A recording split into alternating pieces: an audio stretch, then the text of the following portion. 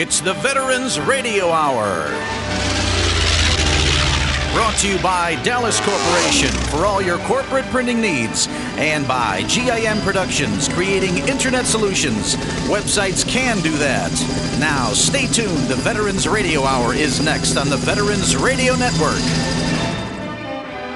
Tango Charlie Bravo, you're a go for the Veterans Hour.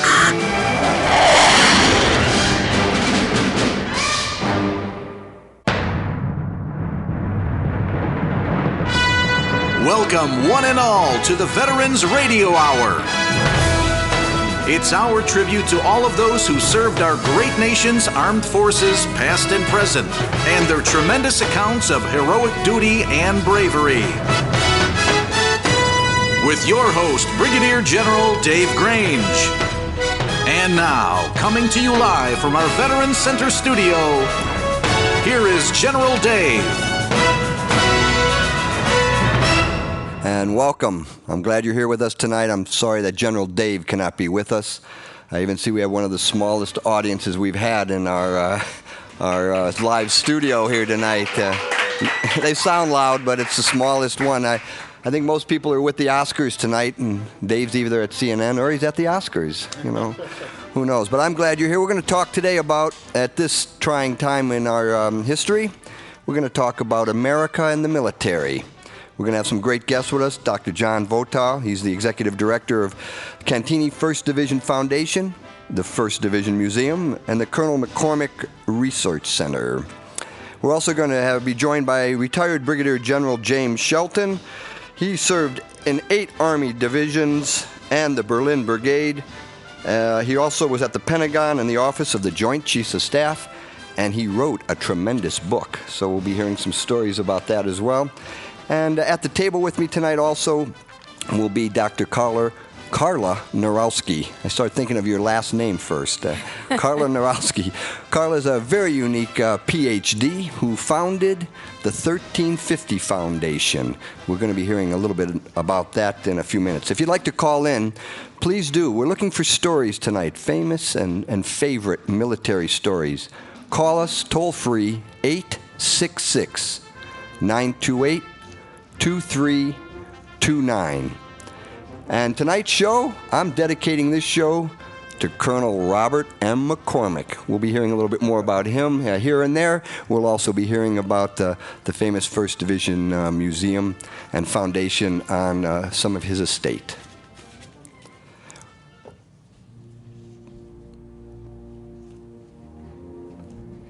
And now we are going to be able to hear about the American flag. The American flag was created by an act of the Continental Congress of 1777. They designated that the flag shall be 13 stripes, alternate red and white, and that the Union shall be 13 stars on a field of blue, which represented a new constellation. And these colors represented red for hardiness and valor, white, purity and innocence, and blue symbolizing vigilance, perseverance, and justice. Thank you, Carla. Throughout the show tonight, we're going to be hearing specific stories about the flag, maybe about the Star-Spangled Banner, maybe about a little bit of the Pledge of Allegiance, certain bits of Americana, which we should know because it seems that our military truly stands for and fights for the rights of the American people based on a lot of these symbols. I think I'm going to now ask Dr. John from Cantini. Let's start out a little bit about the Big Red One. Let's find out why are we here in Wheaton, Illinois. Well, since my colleague General Dave Grange is on detached duty somewhere in the East, performing on television, I'm glad that we have him out there because some of these things that are going on in the Middle East are quite complex. And there's nobody better than Dave Grange to sort of clarify and let us know how our soldiers and sailors and airmen and Marines and even our Coast Guardsmen are doing over in that far part of the world. My role with the 1st Infantry Division is to represent them with our museum at the Cantini Estate in Wheaton, Illinois. And we, every week, every day virtually when we're open Sundays through, actually Tuesdays through Sundays, And we always get a large number of school kids that come through the museum, and they're always interested in this historic military unit called the Big Red One, the 1st Infantry Division, which had its beginning in 1917 in World War I, and that's where Colonel Robert R. McCormick served with the division. He was an artillery battalion commander, and they served again in World War II, certainly in Vietnam. They were not in the Korean War because they were still on occupation duty in Europe. But certainly they've been in most of the fights and the peacekeeping events in recent memory. And although they are not immediately in the front line of the units that are in the Middle East right now, they're there, they're helping, they're in the background. Virtually our whole Army is doing something that's related to the effort in the Middle East right now. In any event, the 1st Division is there. It's our historic Big Red One, and we're awfully proud to represent them in the museum in Wheaton, Illinois. One of the questions that came up earlier was about the colonel before World War I. Was he a colonel, or where was he at? He was actually a colonel, but he started as a major in the 1st Illinois Cavalry, and he served on the Texas border during the expedition led by Black Jack Pershing to try and find and capture Pancho Villa in 1916. From there, he actually, before he went to Texas, he had been in Russia as a correspondent. He was. And then, of course, later in 1917, he ended up with the AEF in France. And did he have a newspaper at that time as well? Or did the newspaper Tribune came later? No, he began in the newspaper business in 1911 with his cousin Joe Patterson. And, of course, they went off to World War I together, and when they came back, Patterson went to New York to start the New York Daily News, and McCormick stayed as the co-editor at the Chicago Tribune. And the two of them were co-editors for quite some time. For quite some time, then. Good. We're going to be joined by retired Brigadier General James Shelton in just a few moments. Right now, we're going to be asking everybody to make sure that they understand what their true feelings are about America and the military, since we are at a time in our history that's going to make a lot of sense in how we raise our children from this point on. We'll be back after this brief message right away.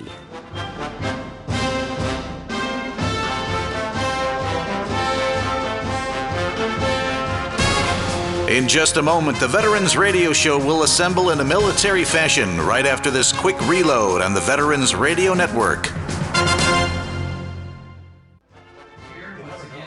And this is the Veterans Radio Hour for March 23rd, 2003.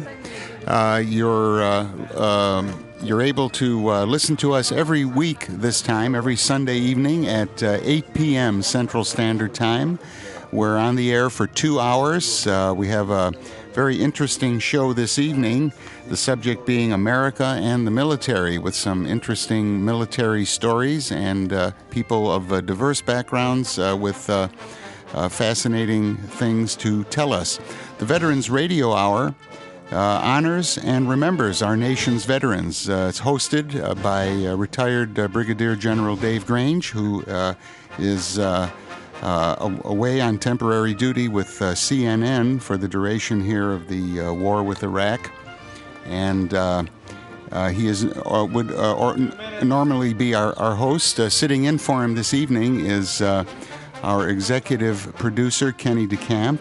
You can join us here each week for a lively and informative roundtable discussion featuring distinguished military and civilian guests. Topics include everything from historical events to contemporary issues of interest to veterans and active service personnel.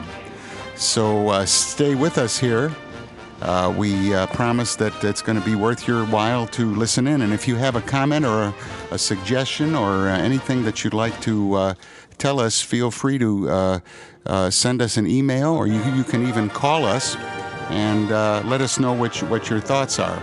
Our phone number during the show is toll-free, 866-928-2329. If you have a question or a comment while the show is in progress, feel free to give us a call on that line or send us an email.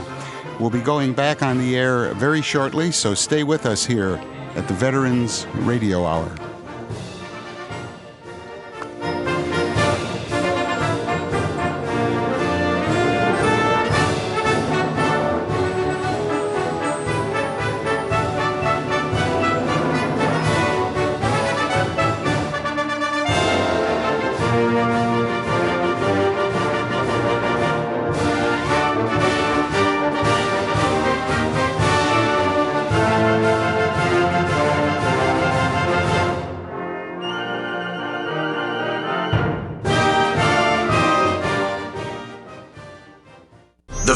radio show is clear for a landing. Let's resume our broadcast from the Veterans Center studio. The Veterans Hour proudly presents our military hero story of valor. And thank you. It's Kenny DeCamp sitting in for General Dave, who's out on assignment with CNN today. And our story of valor is quite unique. It's about February 19th, 1945, when the Navy's big guns had opened up on Iwo Jima. There's a couple stories about it, but the one I'm going to tell has to deal with Marines Hansen, Schreier, Lindbergh, Charlo, and Thomas, the 5 original Marines who raised the flag in battle on Iwo Jima. Historians describe the U.S. forces' attack against the Japanese defense as throwing human flesh against reinforced concrete. The Marine group, known as the Easy Company, started with 310 men.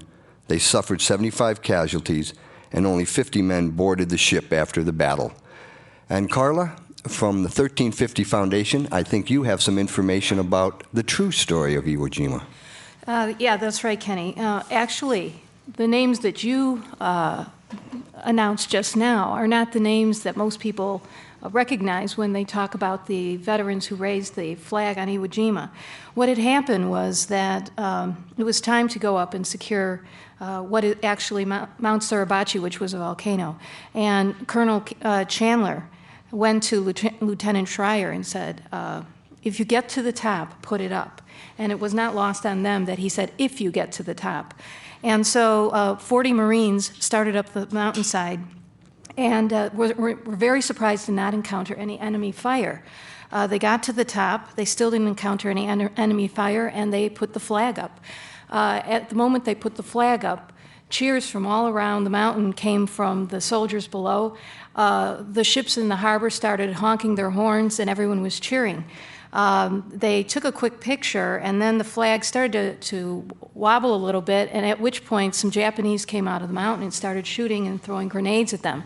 They immediately, understanding that the war was certainly not over, the battle wasn't over, took care of the situation, thankfully with no loss of life.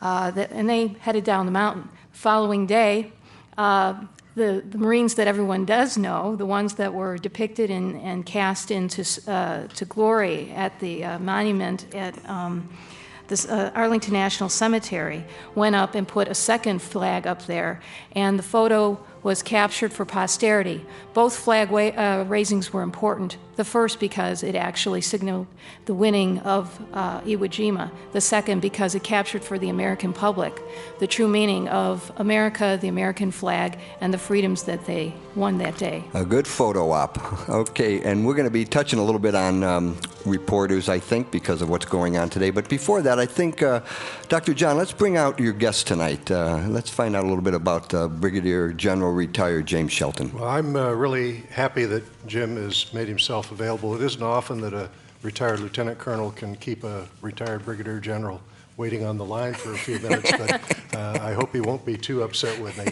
I think you'll enjoy him. He's a fine fellow, and the reason he's here with us on the phone, Jim has just written a new book within our series of books that we publish in the museum, the Cantini Military History Series. And the book is called The Beast Was Out There, and it's an account of the fight in Vietnam by Jim's regiment, the 28th Infantry, the Black Lions, in October of 1967. So, Jim, if you're there, we'd like you to come on and tell us a little bit about what caused you to write this important book. Yeah, John, I'm here. Can you got a hold of me there? We got you at this end. Okay, John, I ought to say before we start here that this since you're a wounded combat veteran of Vietnam yourself, you don't have to wait, or you don't have to worry about me waiting for you anytime. I was hoping you'd say that. My book started out. I was a major in the 28th, in the 2nd Battalion, 28th Infantry in Vietnam in 1967 and 68, and during the course of that time, my battalion got into a big fight where we had about, out of 150 men, we had about 137 casualties, and 57 of them were killed. And it was something that I would never forget. And after I retired from the Army, most of the time in the early morning, I'd sit down and write recollections of my time in the battalion and remembrances of the men that I served with there. And I wanted to tell the story of this particular battle. So I wrote down my recollections, and I never thought that they would become a book someday. But after I had written several of them, I gave them to some of my friends who were survivors of the battalion and asked them to read it, and they all liked it.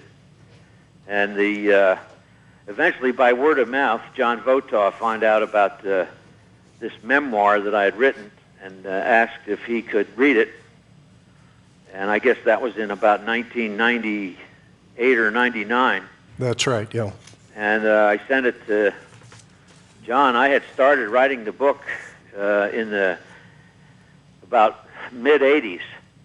And so it was about 15 years old when John got a hold of it. Well, you actually put it in the form of an article, I think, in Vietnam Magazine, didn't you, Jim? Yeah, I did write Actually, I had some health problems, and I didn't think I was going to make it, and I wanted to get some of the recollections, and I called Harry Summers, who was the editor of Vietnam Magazine and an old friend of mine, and asked Harry if he could publish a couple of the chapters in Vietnam Magazine, which he did, and that sort of recharged my batteries. And but it didn't tell the whole story, and so then John, you got a hold of the memoir, and then with the great work that you guys did at the Cantini, and turned my rough memoir into a book, which I'm very proud of. We've got about 3.5 minutes, Jim. Could you tell us a little bit about Ray Neal Gribble, the soldier to whom you dedicated the book? Yeah, well, Ray Neal Gribble was a squad leader in A Company when I was a battalion operations officer, and my radio telephone operator was leaving Vietnam, so I looked around for a new one, and I saw Ray Neal Gribble down there in A Company, and he was a first-class squad leader doing a great job, and he'd been in the job for about 6 months. So I asked the company commander if I could get Gribble as my radio telephone operator, and after a little fight, he gave him up to me. So Ray came up and became my RTO, and he did a great job. But after about 10 days on the job, and this was in September of 1967, he came to me and he said, "Sir, I'd like to ask you if you would let me go back to my squad." Now this man was a draftee. He wasn't a professional soldier, but because of the great job he did, he became a squad leader, which is the job of a sergeant first class. He was a specialist fourth class. But he's a little older and mature man. And he came back to me and said, "I like the job as your RTO, but my squad needs me back, and I want to go back to A Company." And I argued with him and said, "Look, Gribble, you're pushing the law of averages. You've done your job as a squad leader. I need you up here." And tears started running down his cheeks. And he said, "Sir, I got to go back to my men. They need me." And so I knew I couldn't argue with him, and I shook hands with him, and I said, "Go on back to your men." So he went back to A Company in his rifle squad. And about 2 weeks later, this battle took place. He was leading the squad, and he was killed in action. And he's one of the bravest men I've ever known, because he didn't want to die in the jungle, but because his men needed him, he went back, and he died with and for his buddies. That's why I dedicated my book to Ray Neal Gribble from Muncie, Indiana. And I know, Jim, you went back to Muncie just recently on a book signing for the new book, and I suspect that many good people from that community came forward and told you things about their citizen who laid down his life in Vietnam these many years ago. And folks who can obtain the book from the museum by coming to our website, I know you will like the book and the way in which Jim Shelton has handled the account, and particularly the tribute that he pays to our soldiers. And what is that website? Website is www.rrmtf.org/First Division, FIRSTDIVISION. And if you come to the website, you can find the book. And if you're a little bit lame or just starting on the computer, I know that I just typed in Cantini in a search engine, and it popped right in, and then it did show me all the different publications. It also talked about when you're open and the grounds there, and we'll be getting into all of that story in just a minute. Before we let you go, Jim, do you have a last word? I know you have loved ones that are in the Middle East now, and many, many friends that are out there. A last word for them? Well, I'm proud to serve the military. I'm proud to serve with people like you, John. And my grandson is over there now, and one of my sons is over there. And they've chosen to do this job, and I'm proud of them. And I'm following it very closely. Good. If you could stick with us, we'd like to keep you on there, General Shelton. If you have to go, we can understand that as well. We're going to break away to our Information Radio Network. You're listening to the Veterans Radio Hour. Stay tuned. The Veterans Radio Show will continue on the Veterans Radio Network. This is the Veterans Radio Hour for March 23rd, 2003. We just heard a very moving recollection by retired Brigadier General James Shelton with regard to the dedication of his wonderful new book entitled The Beast Was Out There, the 28th Infantry Black Lions in the Battle of Ong Thon, Vietnam, October 1967. This is an extraordinary book that you can obtain from the Cantini First Division Foundation right off of their website, and I urge you to check that out. The Beast Was Out There is the title of the book.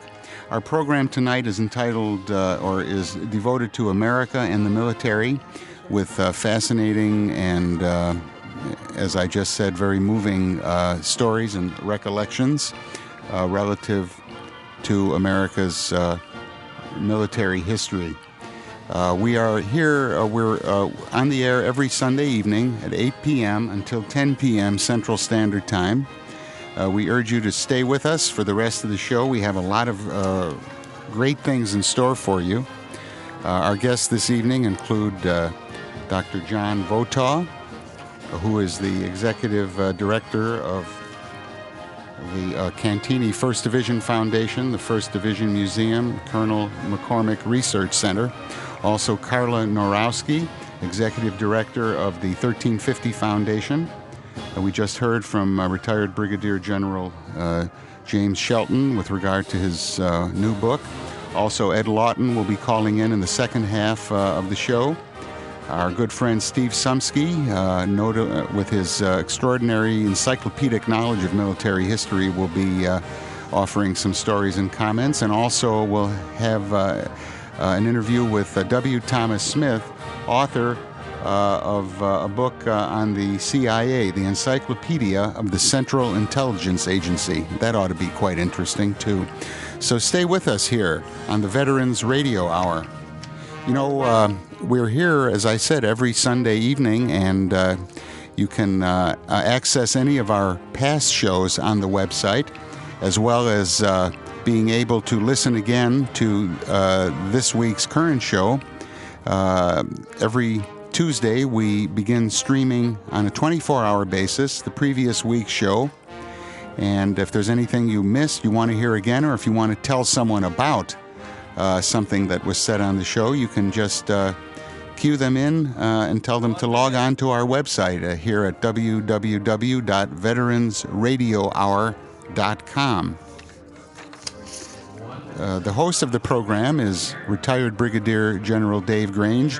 General Grange is not with us this evening. He's away on assignment with CNN, where you can see him frequently.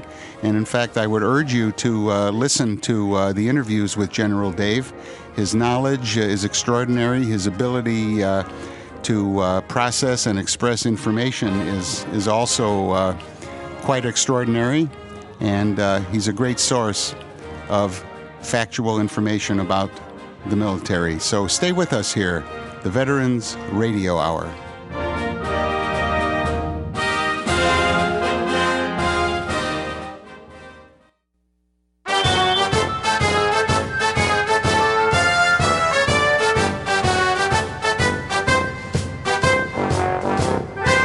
Welcome back. The Veterans Radio Show now continues on the Veterans Radio Network.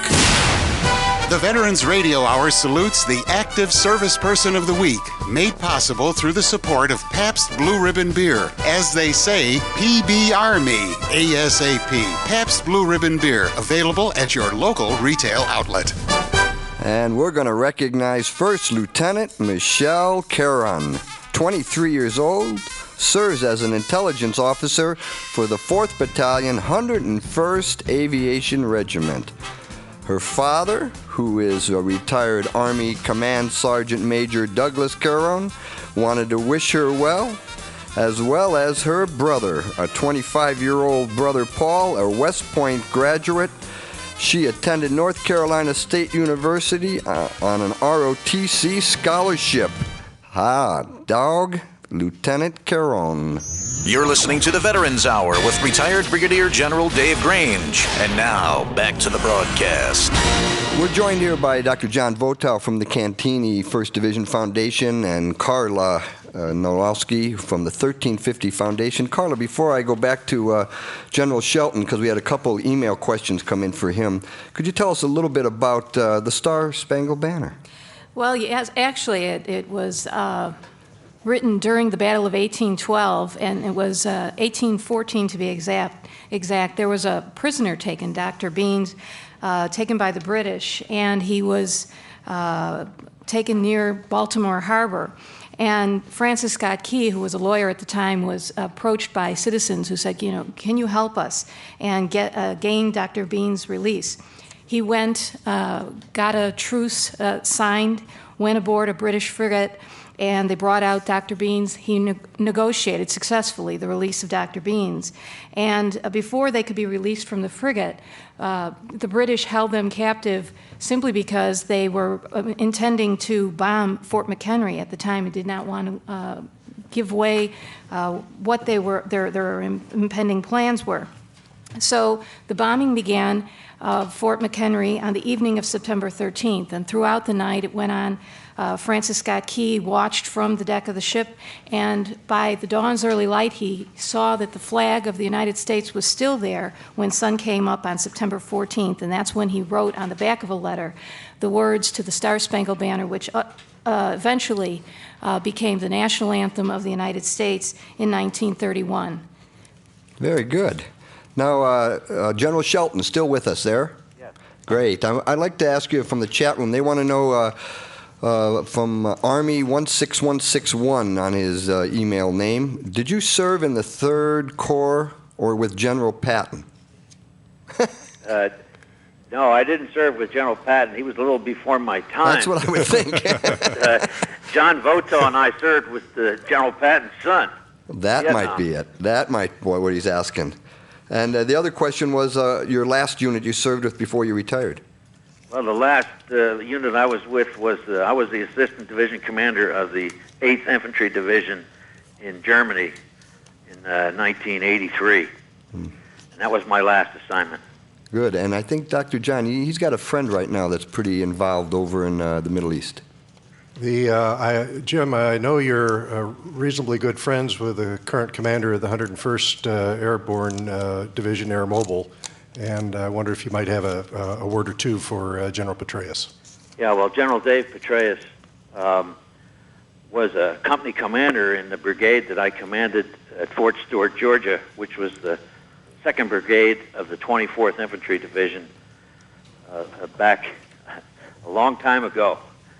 And David was a great company commander, and then he became a battalion operations officer there as a captain. And he's probably just the most competent and finest officer that I know in the Army.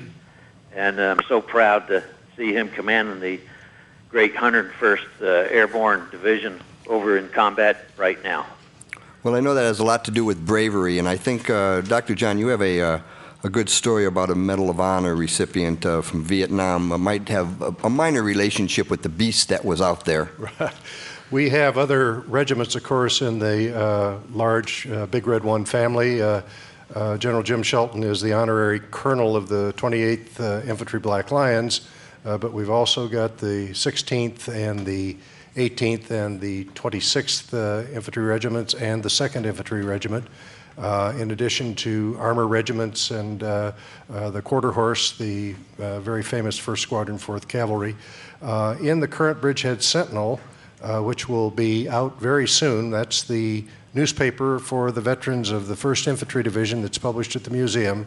There will be a story about one of our Medal of Honor recipients from Vietnam, Platoon Sergeant Matthew Leonard. Platoon Sergeant Leonard was with Company B, 1st Battalion, 16th Infantry, and near Sui Da in the Republic of Vietnam on the 28th of February 1967. He performed heroic acts in combat, refusing medical attention when he was wounded multiple times, and ultimately giving up his life, saving the lives of many of his soldiers and accomplishing his mission in that locale. Platoon Sergeant Leonard left a widow, Mrs. Lois Leonard, who lives in Birmingham, Alabama, and just recently she needed some help. And the Society of the 1st Infantry Division, which is our veterans organization, and other groups to include one of the active units of the 16th Infantry at Fort Riley, Kansas, and the Congressional Medal of Honor Society, and the National Commander of the Military Order of the Purple Heart, all banded together to help Mrs. Lois Leonard save her home, which was, she was about to lose her home due to the fact that she was disabled and a number of other events. And all of these groups from the family of the Big Red One pitched in and raised enough money so that Mrs. Leonard could be handed the mortgage to her home and now live comfortably for the rest of her days there in Birmingham, Alabama. It's one of the great good news stories of veterans and veterans groups reaching out and helping their own. That sure is a good news story. General Shelton, in your book, is there any of those stories that have come to fruition for you as well? Well, there's a Medal of Honor winner who came out of this battle of Vong Tan on the 17th of October, 1967. He was an artillery lieutenant who was the forward observer of D Company, 2nd Battalion, 28th Infantry. His name was Harold Durham. Harold Durham won the Medal of Honor posthumously, given his life in the Battle of Vong Tan. And he's pictured prominently in my book. The Beast was out there. Mm-hmm. There was also a lot of other heroes that day, and I was not a hero, but I walked among heroes. Very good. And are a lot of these pictures in your book, I noticed there's quite a few pages of them, mostly, or all black and whites, and because a lot of, I know what we took in the military back in my day too, were mostly black and whites. Were these mostly from your camera, or? Actually, not from my camera, but they're from so many different sources. Many of them are official Army photographs, but other ones that people sent me are in the book. Well, I see Harold's picture here, nicknamed Pinky, and I'll tell you, that's one beautiful smiling man. He was the man, I call him the man with the smile, because I remember him distinctly, always with that smile, and he just made you feel good to see him. And he died calling artillery fire in on his own position, and he's a great hero. Yes, he certainly might be. Harold rests in Tifton, Georgia now, in the Oak Ridge Cemetery. Okay. Carla, I think there's, in your book too, you have some Vietnam quotes that might be able to tie in it relating to the Vietnam veterans and the flag in its relationship to the war. Am I causing too quick there? Because I know when we were in the service, I was stationed in Japan at a hospital, and it meant a lot for us to relate to the daily rising of the flag. It's something that all units really have to do, but when you're away from home and you're working in a hospital and you're working on Vietnam casualties, and most of us were 19, 20, 21 years of age, it was a pretty heavy feeling inside. And a lot of us related back to when we were in school. Like the Pledge of Allegiance, et cetera, that flag, when it was going up there, it really meant something to us. Well, actually, and this is not from Vietnam, but in the Civil War, the Star Spangled Banner was used for waking the troops up in the morning and in the evening, which a lot of people don't know. They typically think, well, taps is in the evening and reveille is in the morning. But they used the Star Spangled Banner because it really motivated the soldiers to do what it is that they had to do. And, the flag has been throughout history a rallying point for soldiers and everyday citizens. In Vietnam, I just have this one quote from a young man named Wayne Thomas, and he was writing to his mother. He said, "Every time we go out on patrol, it gets a little scarier. The only thing that gives us a sense of security is when we walk back into camp and our flag is still flying high." And I think that remark really exemplifies what a lot of the veterans think, and as they're out doing their daily jobs and coming back to camp, hoping to come back to camp. Unfortunately for Wayne Thomas, who I just quoted, he died 11 days after he wrote that to his mother. He was 18 years old, and he was killed by a landmine while out on patrol. So even in death, his words really resound, and of course it shows the importance of the flag and how it is a rallying point for veterans and soldiers all across the land. Truly, and there's I'm sure quite a few flags out at Cantini. There are indeed. It is the symbol of our country. It's the emblem around which soldiers rally when things get tough.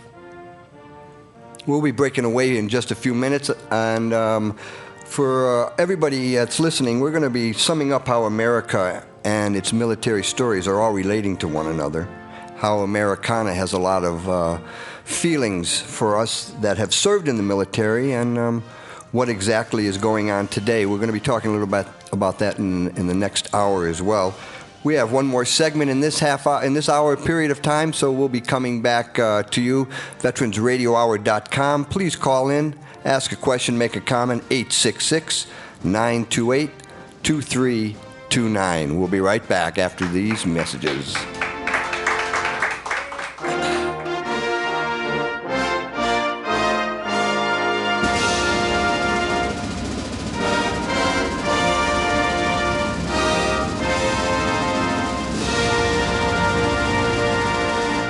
Don't eject just yet. The Veterans Radio Show will reassemble after a short reconnoiter on the Veterans Radio Network. This is the Veterans Radio Hour for March 23rd, 2003.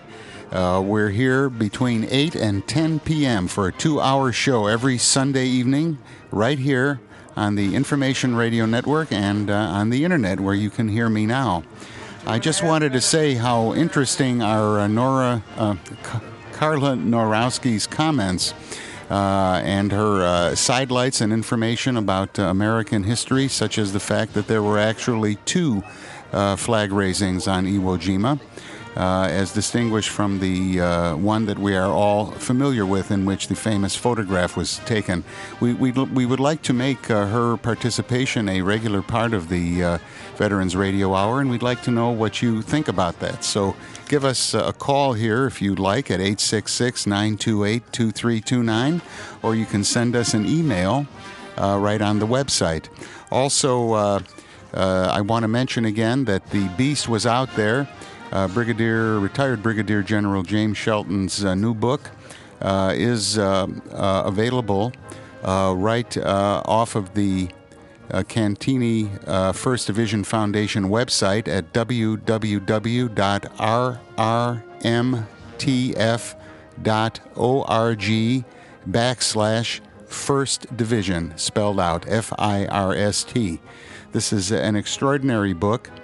It's a product of a decades-long effort by James Shelton, who was the 228th's former operations officer, in his quest to find out the hows and the whys of this amazing battle.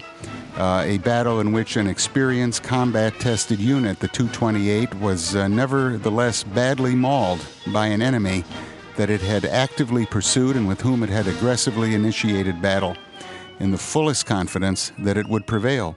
How and why did this happen? Well, read The Beast Was Out There and you'll find out why. This book reveals aspects of fighting often neglected by historians and provides a new vision of the war in Vietnam and, in a larger context, perhaps why the United States effort was not successful. So get a hold of that book. It's an incredible read. You're listening to the Veterans Radio Hour. Stay with us.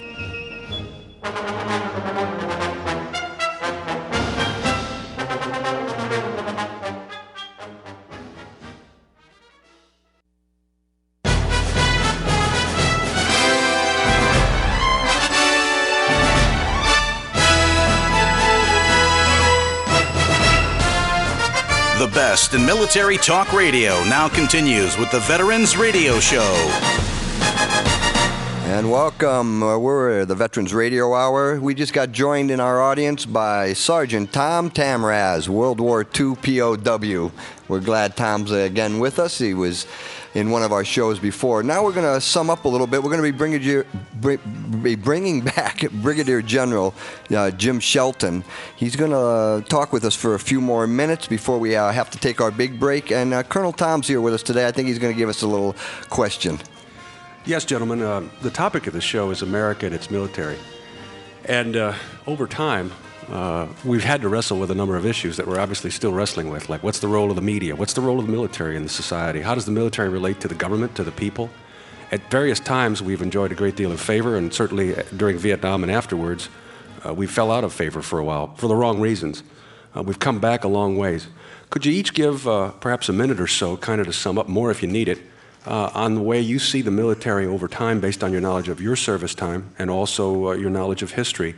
Just kind of to touch on these issues, for instance, how we now can be on a battlefield with a correspondent who actually can videotape and live feed a squad in battle. What about seeing casualties? What about seeing the atrocities we're seeing now? This is new. And General Shelton, what do you think? Well, my own feelings about that are I'm proud to be an American, and that's what I always think of first. And I always wanted to serve my country, and I had an opportunity. And I think we all need to remember, first of all, that we're Americans and that we owe something to our country. And that's kind of how I feel about it. Very good. And Dr. John? The remarkable thing about our country, a representative form of government that maintains an armed forces that is representative of that country. That's been true even from the earliest history of our country, when George Washington was our commander in our field and then our first president. But it's really quite important that all of the various aspects of citizenship sort of work together and pull together. And the armed forces is just one of those, an important one during time of war, as we've been seeing on television these days. Yes, I think that's very important. I think it's very true. I think the Vietnam War taught us some very good lessons, and the lesson was that you may support the war, you may not support the war, but you should support the troops. And I think that the flag gives us a unique opportunity to represent all points of view at all times. And I think from Vietnam, the lessons we learned was that we should support all Americans and their opinions under the flag, and whether we agree with them or not, we are one nation. And this is a form of citizenship. It is exactly what you said. This is a form of citizenship, whether you agree with a policy or whether you disagree, as long as you understand that the flag provides you that freedom to agree or disagree. And I'm one of those individuals who, like with General Dave, and we did a whole show on this, is whether or not we should recall a draft. And we're both of the opinion that we definitely should have some form of national service, that between certain ages, and I think we ended up with about 18 to 26, there's a year or two that should be put into some form of governmental or military service. You know, it's quite true that citizenship has both responsibilities and privileges. And sometimes we emphasize the privilege and we forget sometimes about the responsibilities. It's notable in World War II that Ike, in commanding as a Supreme Allied Commander in Europe, extended extraordinary trust in those people that were serving as war correspondents. He sought their advice, he shared things with them, and all he would ask them is, he would say, "Gentlemen, you can't publish that yet." And we did not have any embarrassing moments as a result of that mutual degree of trust between the senior commander and the press. I think it's also important to remember that we began with the concept of the citizen soldier. And we've been very lucky in the quality of leaders, people like Washington and Marshall, who were given supreme power at one point, even in Marshall's case, the actual running of the industrial machine, and then handed it back at the end of it. Washington was also said to have been proposed to be the king of the United States, and he refused, and so we have a republic today. But there have been times when we've enjoyed a lot of favor and some we haven't. But the thing that's interesting about us now is we have learned from a lot of our mistakes, and the interesting thing about that is it's Marshall, too, who was wisest on that when he said that in a democracy, the truth has a weight all its own. And in the fact that we can argue about these things and we can beat each other up during Bosnia and Kosovo, and we can determine how to use some of these weapons and how to use public policy, how to use various fora, means that we had all these things sorted out when we really had to and we were pressed to the wall. And so now you see new concepts evolving to where the American people have a choice between watching demonstrators, who are live fed, as well as watching soldiers, sailors, airmen, and Marine who are live fed. And they're going to make the choice. I'm quite impressed with these embedded correspondents. I mean, from places like Financial Times and the Wall Street Journal and all over across the Fourth Estate, we've got people out there with the troops, right there with them, sweating through their flak vests right alongside the Marines and the soldiers right next to them. I'm very impressed with how that's all going. Including MTV and Rolling Stone. And they all have their pants on, too, which is interesting. I've had people tell me that they think it's a bad concept. In fact, I've heard it discussed on the radio because they think these media people get biased by their contact with the troops. Well, in fact, they probably do. I think all media figures who cover events become biased by the events. The interesting thing, though, is you've got the talking heads back in the studio who can invariably sort it out for whoever's position you want to represent. We've got General Dave back there to keep us straight. Yeah. Okay, I think what we're going to do now, I want to thank the Brigadier General Jim Shelton. The Beast was out there with the Cantini Foundation book. Thank you for being with us there, General. Thank you. And we're going to be taking a little bit of a break beforehand. We normally like to do a song at the end of each one of our hours. And we've got a song, of course, I think we're going to relate to the flag. And this is Mark DeMin. Mark has been with us for most of our shows. And we'll be right back after his song. We see we got some calls already coming in. Steve Sumsky, Ed Lawton's with us. And we'll be joined again by Dr. Carla Nowalski from the 1350 Foundation and Dr. John Votaw, the Executive Director of the Cantini 1st Division Foundation. And if the Brigadier General's still around, we'll be talking some more with him. Mark, how about honoring our flag? Sure. Backed by popular demand. Here's a song that we sang a couple weeks ago. You're a grand old flag, you're a high-flying flag, and forever in peace may you wave. You're the emblem of the land I love, the home of the free and the brave. Every heart beats true 'neath the red, white, and blue, where there's never a boast or brag. Should old acquaintance be forgot, keep your eye on the grand old flag. You're a grand old flag, you're a high-flying high-flying flag, and forever in peace may you wave. You're the emblem of the land I love, the home of the free and the brave. Every heart beats true 'neath the red, white, and blue, where there's never a boast or brag. Should old acquaintance be forgot, keep your eye on the grand old flag. Thank you, Mark. Thank you very much. Thank you, Mark.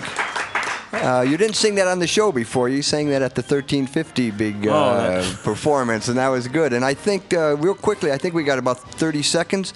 Did Betsy Ross sew the flag? Actually, Betsy Ross did not sew the flag. That is a long-standing myth, and they don't necessarily know who did, but they think it might be a man by the name of Francis Hopkinson, who was one of the original signers of the Declaration of Independence, who actually submitted a bill to Congress for payment for doing the flag, and it was all he wanted was a cask of wine for his services. So hey, that's General Dave's kind of guy. All right. We'll be back in a little while after these messages, the Veterans Radio Hour.